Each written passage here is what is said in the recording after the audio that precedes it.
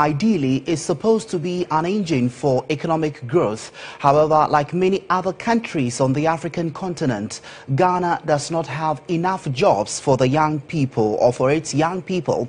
Now, this has resulted in the proliferation of slums, such as the community of Old Fadama, where the popular adage, "Man must survive," resonates so well with a lot of people. In the first of our timeline stories this week, I take a look at joblessness in the slum and how the desperate search for jobs and the lack of it is worsening living conditions for inhabitants.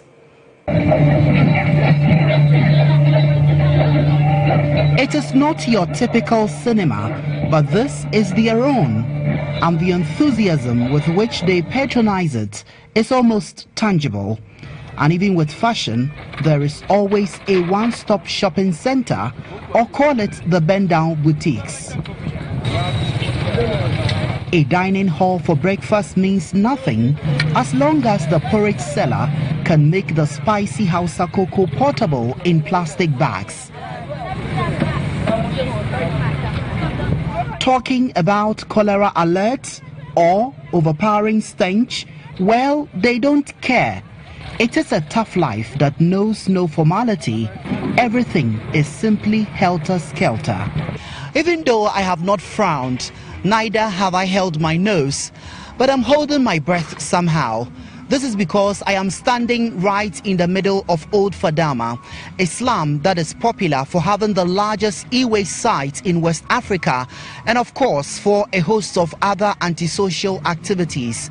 Today we are in the community to look at a very critical subject, unemployment. You see the young men sleeping around. When day breaks, everybody person that are supposed to go and look for something that we call halal, they don't have that kind of opportunity. So therefore they resort to all sorts of dubious acts. These people, some of them are criminals, some of them are idle workers, some of them are even lazy. Ghana, like many other countries on the African continent, is struggling to manage a growing population of youth, of whom about 1 in 5 are neither in school nor working. On a daily basis, tens of thousands of these inhabitants stream out of the Old Fadama slum towards Accra's industrial areas in search of livelihoods, because that is the reason they migrated from the northern part of Ghana to the national capital. Those who can afford cram into rickety buses in an attempt to beat the teeming crowd of job seekers, while others meander their way through the early morning rush hour traffic. A lot of them are bound to be disappointed as their hopes of finding jobs are dashed on a daily basis. 21-year-old Monica Anthony and 23-year-old Cynthia Frimpong are both from the Ashanti region. They tell me they have been living in the slum for almost 5 years, yet they have been unable to find work.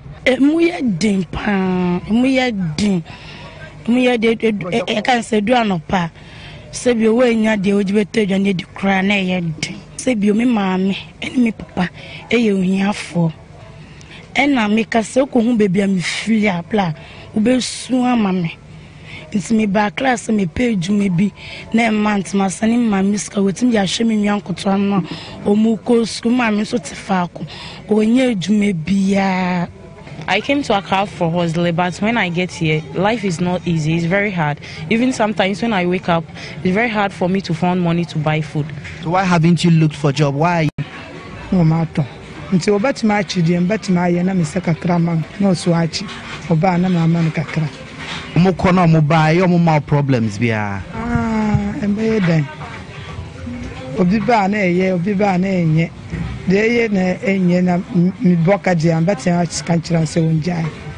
Another interesting twist to the unemployment menace is the slum dwellers' widely held perception of corruption, which they say has become a canker eating deep into the fabric of the Ghanaian society. Those people that are consuming our monies are not many.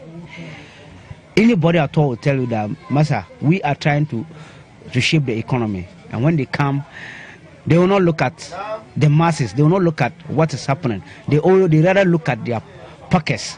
So corruption is what worsens the situation as we speak now. Their children are brought out there doing education. They themselves have fat bank accounts, investments. We committed ourselves to establishing a Zongo Development Fund. While government believes the creation of the Ministry of Inner Cities and Zongo Development can help change the narrative, the leadership of the Old Fadama slum have their misgivings. I want to be very careful to mention if Old Fadama is part of his plan or not.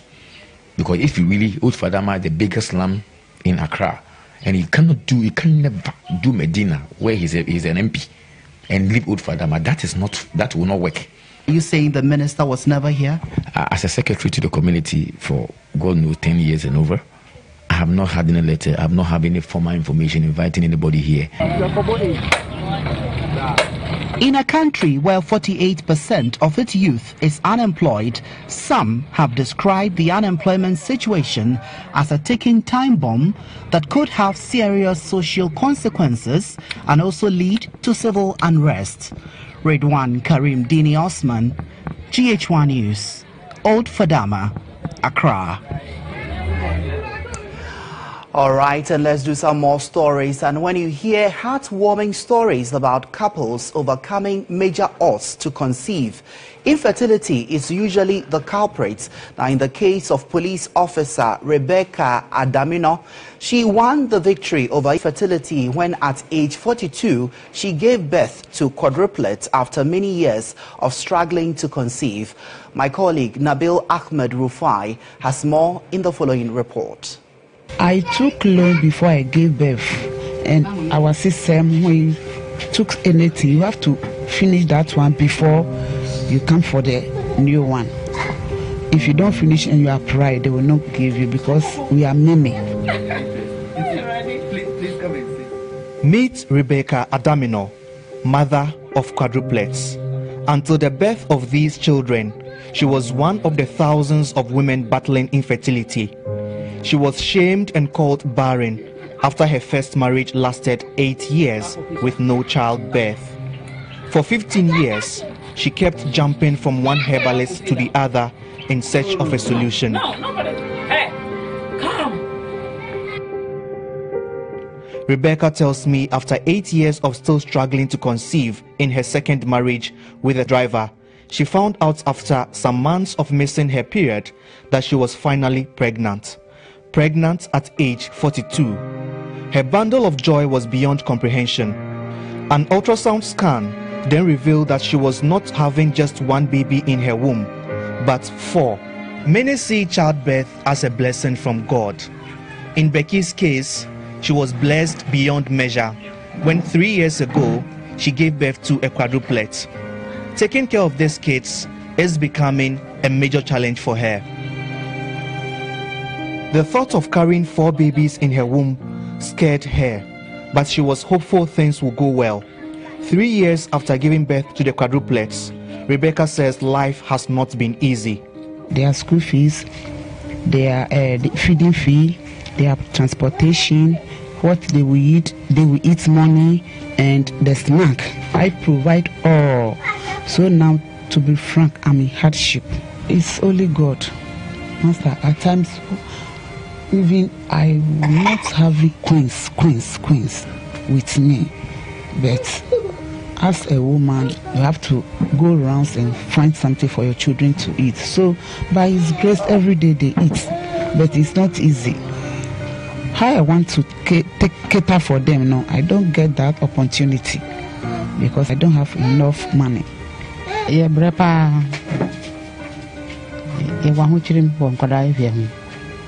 One film, one school, one to do more, your brain, and die so many in my men. I feel up because you're not for. According to a pregnancy information website, www.babytosee.com, The chance of having quadruplets through natural means of conception is 1 in about 730,000 women. Studies also show that being pregnant with multiples, a woman and the babies are more likely to have health complications than being pregnant with one baby. Rebecca was lucky. She and her 4 babies did not suffer any complications when she delivered through a cesarean section. Parents say taking care of a child is not easy. There is a lot you have to deal with.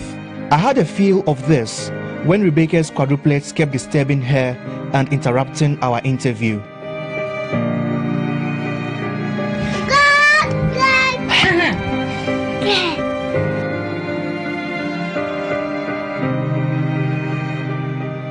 She says catering for the quadruplets has had a toll on her work as a policewoman. That's how I'm suffering. That is what they have been doing to me. So always when I'm late to work, we normally go to office 7 o'clock, but I left home 9 o'clock because of them. I have to cater for them before leaving. Because before you go here, this one, hey, before you catch this one go. You finish this one, you have to run and catch another one. So for the suffering that I'm still in it. Rebecca has been with the police service for 21 years, yet her living condition leaves much to be desired. Beneath her smile is a lot of uncertainty for the future of her quadruplets. Nabil Ahmed Rufai, GH1 News. All right, you're still